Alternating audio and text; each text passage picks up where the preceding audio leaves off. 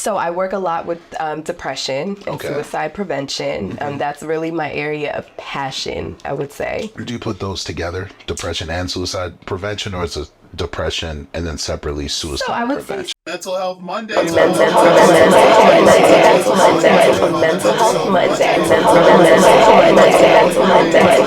Health Monday. When I saw that DM, I said, "Who the fuck is this?" And then I was like, "Oh, this is a nice color scheme." I was like, "Oh, this looks like some really good work." I was like, I wonder, does this person know who I am or the work that I do? Or did they just come across my page and they caught a vibe and they're like, hey, I think it'd be nice to invite them so they know about the work that I do on this side. I don't think I've ever asked you that, but that was the very first thought I had when you reached out to me. Thank you for the compliments in that.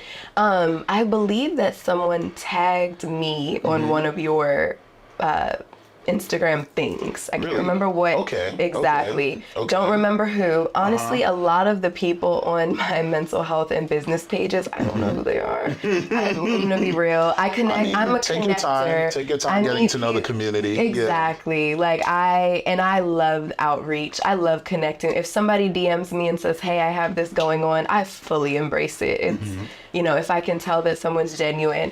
And when I saw that you were in the mental health space, hey, that's me. That's how, I'm about it. Like, I'm all about community. If we have a mutual cause, or if we're doing something similar to like raise awareness about mental health in the community, we need to be friends. Yeah, I appreciate that. The reason I ask is, so I'm very picky on who I do sit downs with and conversations and everything else.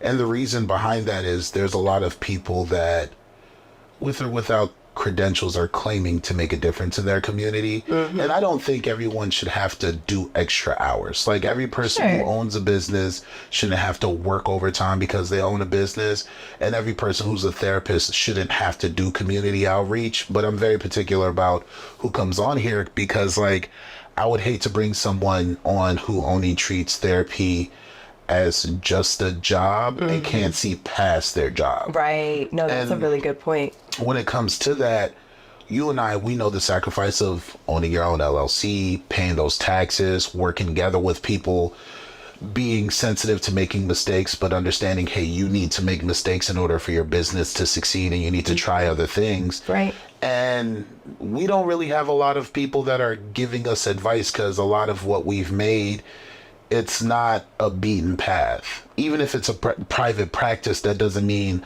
the rooms that you've put together and the people that are in it, everyone's going to have advice for that, especially when it comes to like the boundaries of the client versus, what would you consider yourself? Therapist. Yes, the client-therapist relationship. Right. So with that being said, how have you tailored your client-therapist relationship in the work that you've done so far?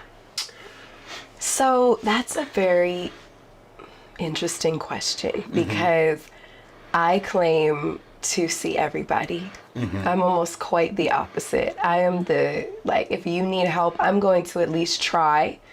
And I usually tailor my therapy client relationships and who I see based on your vibe with me. I can vibe with anybody. I have clients right now who I'm wishing that they would fire me, because I just feel like I'm not sure I'm helping you from my perspective. Yeah. But if you keep coming back, I'm helping you, and I'm happy about that. You know what I mean? Yeah. So like, as long as I have availability and you need help, I'm good to go. Yeah. I don't really have a very picky, no one has ever been like disrespectful to me or made me feel uncomfortable. I mean, I've done therapy with murderers, rapists, I mean, the worst of the worst kind of people. And like, as long as we can vibe and I feel like I am doing my job and a service to you, I can see you.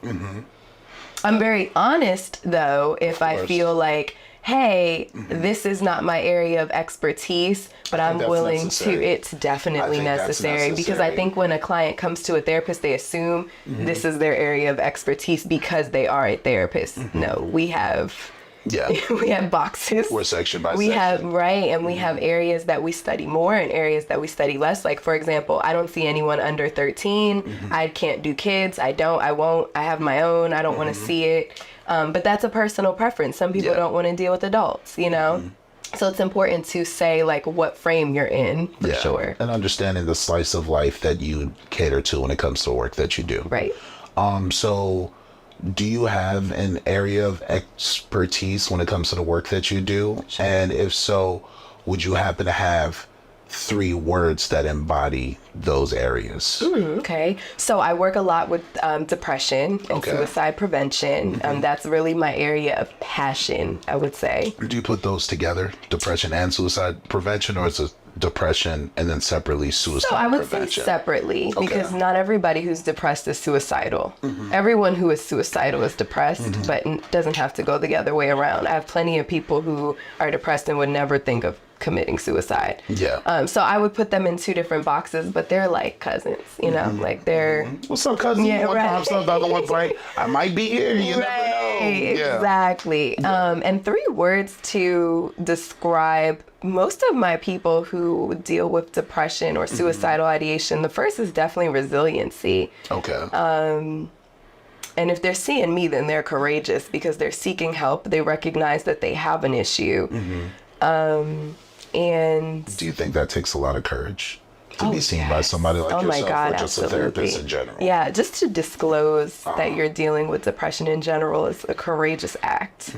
And to, you know, have the strength will be my third, to say like, I want to overcome this, or I have a problem. Yeah. You know, that's a big deal. Okay. Now, what's your 3rd word?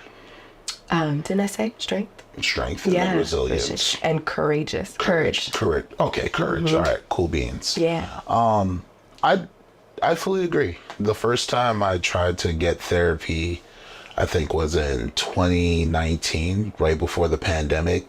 And it was probably one of the most terrible experiences I ever had of just trying to get help. And this is coming from someone that like was raised in a hospital.